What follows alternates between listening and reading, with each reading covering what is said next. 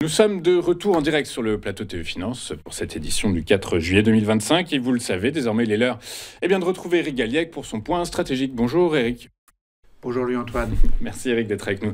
Ce matin, Éric Galliègue, vous êtes directeur de la recherche chez FiAdvisor Balkan avec nous pour nous expliquer quelle a été l'actualité particulièrement marquante de cette semaine qui va du jeudi au jeudi. Et c'est pour ça qu'on ne parlera pas du projet de loi adopté cette nuit aux États-Unis, le Big Beautiful Bill, un texte législatif majeur. Donc voilà, c'est la raison pour laquelle. Mais par contre, l'actualité a été évidemment brûlante, quoi qu'il arrive.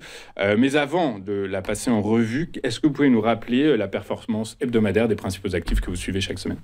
Oui, les actions ont progressé cette semaine d'une façon significative des deux côtés de l'Atlantique, puisqu'on est dans une hausse supérieure à 2% des deux côtés. Donc ça continue. On bat des records aux États-Unis sur le S&P 500.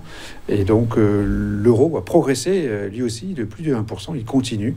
Ça marche en avant contre le dollar. Exactement. Alors ce qui a notamment fait bouger les marchés américains cette semaine, c'est les différents rapports sur l'emploi, notamment le dernier, le NFP, qui a montré que le marché américain était finalement plus résilient que ce que l'on pouvait anticiper ou comprendre.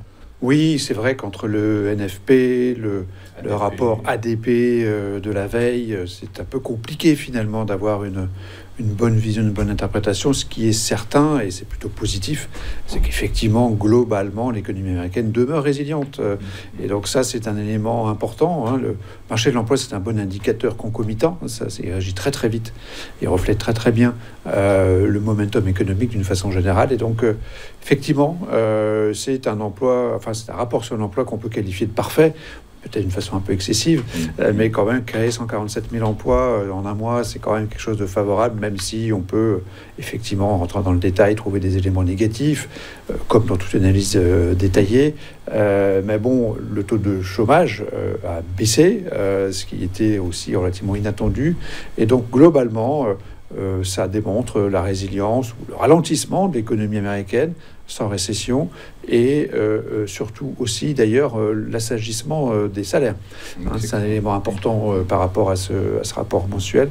Donc globalement, ça va dans le bon sens, c'est-à-dire qu'il y a suffisamment de croissance, mais le ralentissement permet de réduire la hausse des salaires et donc peut-être à terme l'inflation. Donc c'est plutôt positif. C'est ça. Alors là, vous vous placez sous le prisme de la politique monétaire.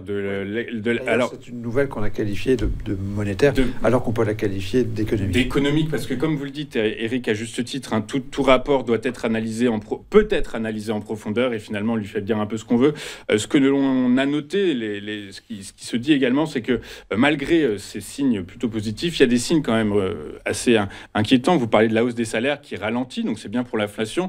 Mais d'un autre côté, c'est aussi un indicateur du ralentissement économique à venir. Donc par la force des choses, deux interprétations possibles, beaucoup de création d'emplois, mais principalement dans le secteur public. Le secteur privé pâtit un peu, et notamment le secteur manufacturier. Donc pareil, ça peut laisser entrevoir peut-être un ralentissement économique à moyen terme. Mais pour le moment, en tout cas, vu que c'est ce qui intéresse la Réserve fédérale américaine, en partie avec la hausse des prix, c'est plutôt positif. En tout cas, quoi qu'il arrive. Autre actualité positive, au niveau de la guerre commerciale, les accords commencent à arriver, les accords commencent à se dénouer, et de façon plutôt positive, les investisseurs applaudissent dès demain. Alors oui, on a eu cette semaine à nouveau l'annonce d'un troisième accord pour les États-Unis. C'est 3 sur 90, puisque je rappelle que l'objectif ou la promesse de Trump, c'était de faire 90 accords en 90 jours. Alors de ce délai de 90 jours qui se termine le 9 juillet. Donc c'est effectivement un accord avec le Vietnam. Alors on n'a pas de détails, on n'a pas beaucoup de détails. Voilà, le droit de douane serait de 20% au bénéfice des États-Unis, pour les produits vietnamiens entrant aux États-Unis, et de 0% bien sûr pour les produits américains entrant au Vietnam, c'est normal. Et donc il y a en plus différentes mesures favorables à l'ouverture donc du marché vietnamien aux produits américains. Donc voilà, c'est un troisième accord plutôt positif, puisque on ne trouve pas de positivité absolue dans les termes de l'accord, mais c'est plus la réduction de l'incertitude, tout ce qui permet d'avoir un cadre à peu près fixe quelle qu'en soit la nature, est favorable, me semble-t-il, pour les marchés. Donc on a qualifié cette nouvelle de positive. Oui, exactement. Il y a un petit détail aussi également qu'on a appris, c'est que c'est pour les biens qui transitent par le Vietnam, notamment les biens chinois, qui eux restent toujours taxés à des niveaux importants. La troisième actualité, c'est cette fois-ci on va la chercher en Europe, du côté du Royaume-Uni. Royaume-Uni qui va rencontrer des difficultés budgétaires assez importantes et qui est dans un chaos politique assez important en ce moment. Alors oui, c'est un cas intéressant parce que ça nous montre finalement la fragilité des marchés obligataires souverains, en tout cas quand on n'est pas américain, puisque le déficit britannique est de l'ordre de 4,8% sur le dernier exercice du PIB, c'est quelque chose d'important. C'est plus 6,5% aux États-Unis, donc mais deux poids, deux mesures. Donc on a effectivement un petit stress, c'est pas dramatique, mais c'est un petit stress qu'on a considéré comme significatif dans notre analyse de l'actualité, parce que ça montre que les marchés sont toujours quand même là, toujours un peu réactifs face à ces mesures qui ont été annoncées en Grande-Bretagne. L'idée, c'est de réduire le déficit avec Rachel Reeves, donc la chancelière de l'Échiquier, qui a été un peu malmenée à la Chambre des communes et a eu besoin du soutien de son Premier ministre. Ça s'est passé donc assez vite.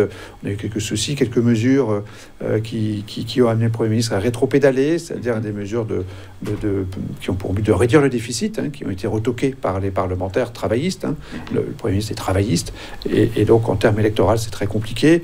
On a donc un phénomène finalement de réaction de marché assez vive, de hausse de 20 points de base des gilts, des taux, des obligations britanniques, affaiblissement ponctuel de la livre sterling. On avait l'impression de revivre en accéléré l'instant Liz Truss, comme on l'a dénommé, fin 2022. Ce qui indique à tout instant un pays, une nation souveraine peut être attaquée par les marchés à raison d'affichage de baisse de déficit insuffisant ou d'endettement jugé excessif.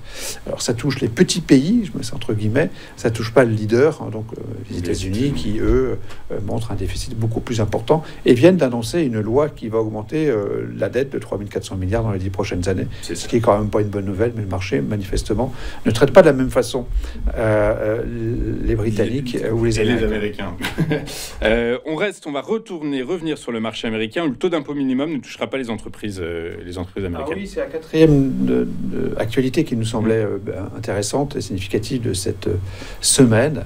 C'est une activité qui est favorable aux entreprises puisque, à nouveau, bien qu'elles payent un niveau d'impôt extrêmement faible aux États-Unis, avec une baisse très importante depuis plusieurs décennies et du taux d'imposition et de ce que représente l'impôt sur les sociétés en pourcentage du PIB américain, les États-Unis ont obtenu donc que le G7 et le CDE n'imposent pas au minimum de 15% les entreprises américaines dans le monde. C'est une mesure globale, mondiale. Et donc, c'est bien sûr plutôt une bonne nouvelle, à nouveau, en la faveur des entreprises américaines et qui est donc favorable. Toutes choses égales par ailleurs, évidemment. Évidemment. En conséquence, la synthèse est positive. Synthèse positive à nouveau, donc plus 2, on était à plus 4 la semaine dernière, ça fait plus 6 en 2 semaines. On a vraiment un contexte d'actualité qui est favorable, avec la fin, on va dire, du stress géopolitique absolu entre l'Iran et Israël, par exemple. Mais globalement, on a une actualité favorable avec donc une activité monétaire, politique et des entreprises positives. Tout ceci étant légèrement compensé donc par un point négatif sur le stress financier britannique. Ok, du coup, alors en conséquence, rien ne change concernant vos recommandations d'investissement. On est toujours dans ce contexte de mesure du risque qui s'améliore, d'accélération aussi de notre spread momentum, c'est-à-dire du momentum tout simplement des actions européennes qu'on voit bien sur le graphique. On approche des plus hauts depuis un an sur ce spread momentum qui mesure finalement la vitesse relative, le nombre relatif d'actions qui sont dans une tendance haussière par rapport au nombre d'actions qui sont en tendance baissière au sein du stock 600. Donc globalement, on est toujours investi à 100%, ou en tout cas au maximum, relativement donc aux contraintes de risque de nos investisseurs. Sur les deux zones que vous travaillez, l'Europe et les États-Unis. tout à fait. Ok, merci beaucoup Eric d'avoir été avec nous ce matin, Eric Galliègue. Vous êtes directeur de la recherche chez FI Advisor Valcan et avec nous toutes les semaines pour nous expliquer comment les marchés évoluent et sous le prisme de quelle actualité monétaire, politique, géopolitique, macro ou microéconomique. On marque une dernière courte page de publicité dans cette édition du 4 juillet. On se retrouve dans un instant pour la suite et la fin de cette édition. À tout de suite.